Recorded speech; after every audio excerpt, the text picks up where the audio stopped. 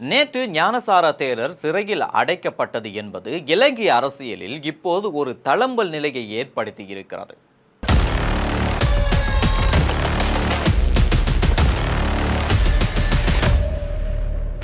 முஸ்லிம் மக்களுக்கு எதிராக சிங்கள மக்களுக்கு வெறுப்பு பேச்சை தூண்டியதன் காரணமாக ஞானசார தேரருக்கு நேற்று நீதிமன்றம் 4 வருட சிறை தண்டனையும் 1,00,000 ரூபாய் அபராதமும் விதித்தது. 2016ஆம் ஆண்டு கூரகலை விகாரை தொடர்பில் நடைபெற்ற ஒரு ஊடகவியலாளர் சந்திப்பின் போதே ஞானசார தேரர் முஸ்லிம் மக்களுக்கு எதிராக இந்த வெறுப்பு பேச்சை பேசியிருந்தார். ஞானசாரவுக்கு எதிராக அசாத் சாலியும் முஜிபுர் ரஹ்மான் ஆகிய இருவரும் தான் வழக்கை பதிவு செய்திருந்தார்கள்.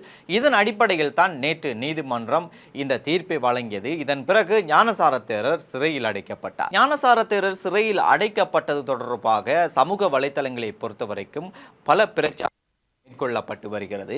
இந்த அடிப்படையில் குறிப்பாக அதிகம் பேர் சமூக வலைதளங்களில் பதிவு செய்யப்பட்டிருக்கிற ஒரு விடயம்தான், இனவாதத்தை தூண்டியவர்கள் வெளியில் இருக்கிறார்கள், ஆனால் கடைசியில் ஞானசார தேரர் உள்ளே இருக்கிறார் என்ற கருத்துக்களை எல்லாம் சமூக வலைதளங்களில் சிலர் பதிவிட்டும் வருகின்றனர். இன்னும் சிலர் சொல்கின்ற போது 2005 முதல் 2015ஆம் ஆண்டு வரைக்கும் அரச பணங்களை சூறையாடி அதிகாரத்தை தங்கள் கைகளில் வைத்துக் கொண்டிருந்த ராஜபக்சாக்களும் அவர்களுடைய குடும்பமும் 2015ஆம் ஆண்டு தங்களுடைய அதிகாரத்தை இழந்ததன் பின்னர் 2019ஆம் ஆண்டு கோட்டாபய ராஜபக்சவை ஜனாதிபதி ஆக்குவதற்காக மேற்கொள்ளப்பட்ட ஒரு இனவாத சதித்திட்டத்திற்கு ஞானசார தேரரை தான் பயன்படுத்தினார்கள் என்றும் பேசிக் கொள்கிறார்கள். மெதகொட அபேதிச தேரர், மஹிந்த ராஜபக்ச, கோட்டாபய ராஜபக்ச, உதய கம்மன்பில, அனுராதா யகம்பத், பெசில் ராஜபக்ச போன்றவர்கள் சேர்ந்து உருவாக்கிய ஒரு இனவாத சூழ்ச்சியின் கடைசியில் இப்போது ஞானசார தேரர் குற்றவாளியாக ஆக்கப்பட்டு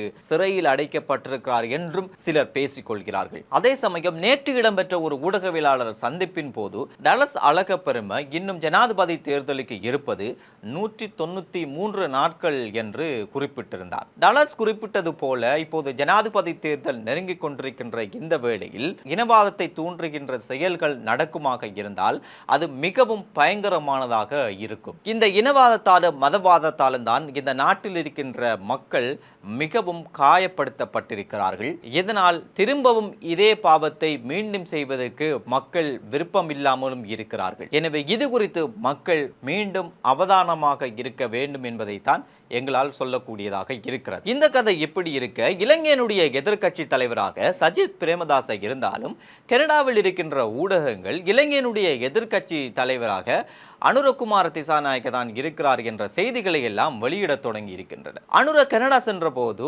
கனடாவுக்கு வருகிற அந்த இலங்கையினுடைய எதிர்க்கட்சி தலைவர் அனுரகுமார திசாநாயக்க என்ற செய்திகளை எல்லாம் கனடா ஊடகங்கள் வெளியிட்டிருக்கிறது. இதற்கு முன்னர் இந்தியாவும் ஒரு ராஜதந்திர சந்திப்பை நடத்துவதற்காக அனுரவை இந்தியாவுக்கு அழைத்தது.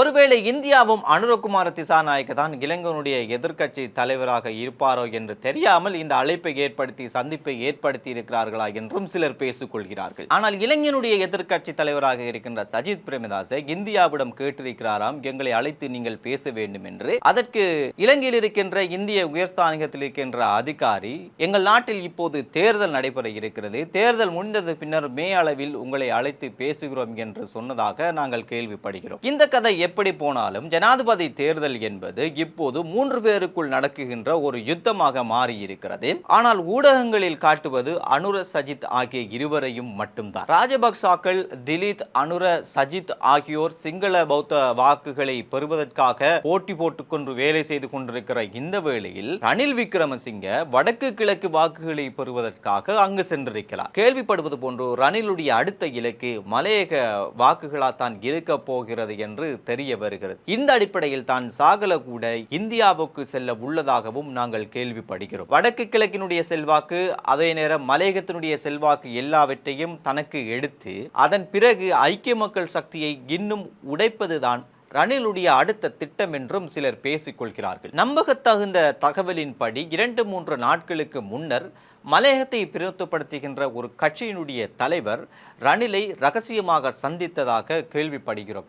இந்த சந்திப்பு என்பது மிகவும் தீர்க்கமான முக்கியமான முடிவுகளை எடுத்த சந்திப்பாக இருந்தது என்றும் நாங்கள் கேள்விப்படுகிறோம்.